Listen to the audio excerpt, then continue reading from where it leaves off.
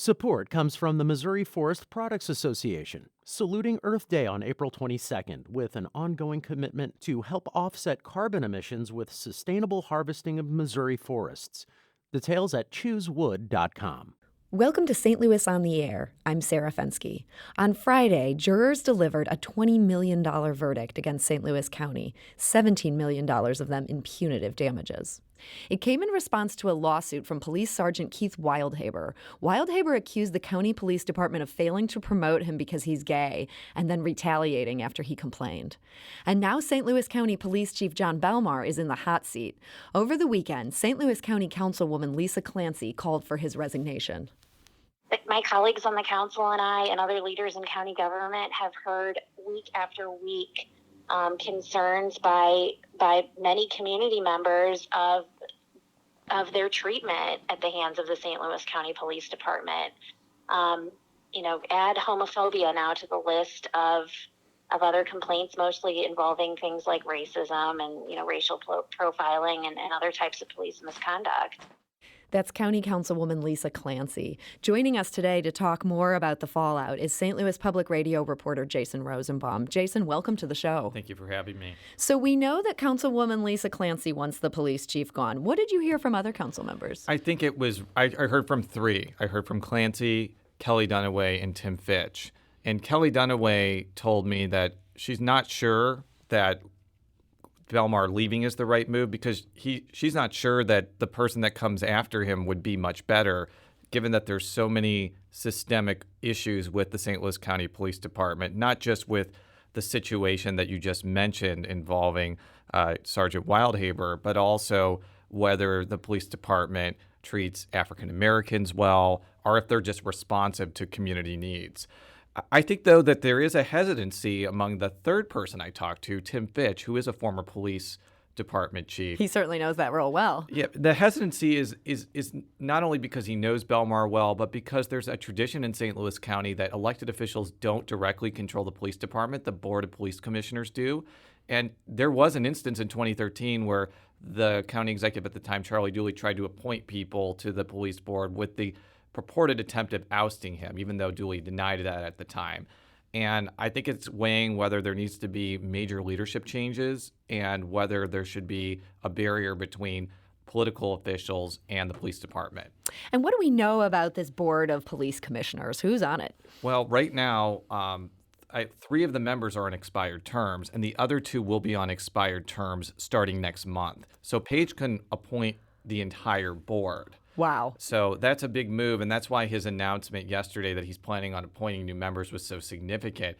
Purportedly, he could appoint 5 people that are going to get rid of John Belmar, because even though Page cannot directly fire Belmar, the police board can, and I don't think there's anything that bars Page from telling the commissioners to do that, though they would have to come up with a legitimate reason. There are state regulations around that. So I think that there's also, and to kind of piggyback on Councilwoman Clancy's point, there's been complaints that the Board of Police Commissioners has not been responsive when people go before them and talk about how they feel that the police department has been inadequate on hearing their concerns. So I think that the decision that Page is going to make is going to have far-reaching consequences beyond just whether Belmar stays or goes.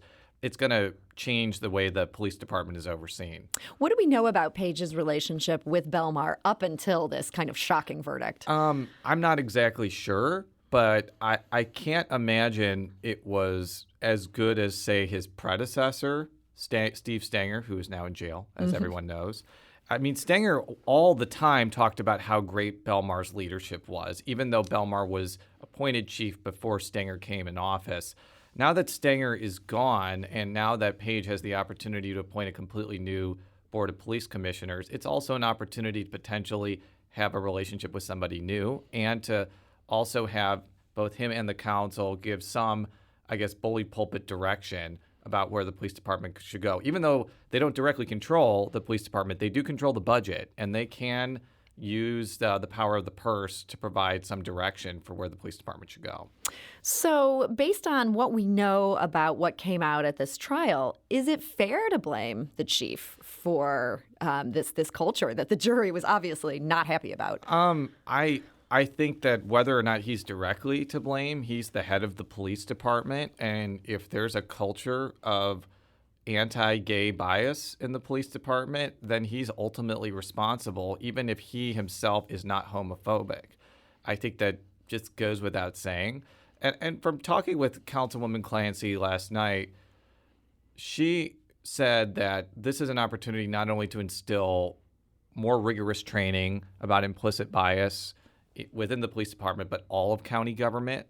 And I think that it's going to be, regardless of whether Belmar stays or goes, that's a long-term commitment to instill a change of culture within an organization. And it's not going to happen overnight, but it will probably require a reorienting about how this police department handles training and how they deal with issues like these. It seems like this verdict really got everybody's attention at this point. Absolutely. And I think whenever you see a figure like that of nearly $20 million in a county that is strapped for cash, it sends a message. But I also think that a lot of members of the council are strongly opposed to anti-LGBT bigotry, as well as the county executive. And I'm sure that a lot of people in St. Louis County saw the fact that this sergeant was discriminated because he was gay and are just outraged by that. And they don't want to see a situation like this happen again. And to do that, it's going to require a whole bunch of changes. St. Louis Public Radio reporter Jason Rosenbaum, thank you so much for joining us today. Thank you for having me. Support comes from the Missouri Forest Products Association, saluting Earth Day on April 22nd with an ongoing commitment to help offset carbon emissions with sustainable harvesting of Missouri forests. Details at choosewood.com.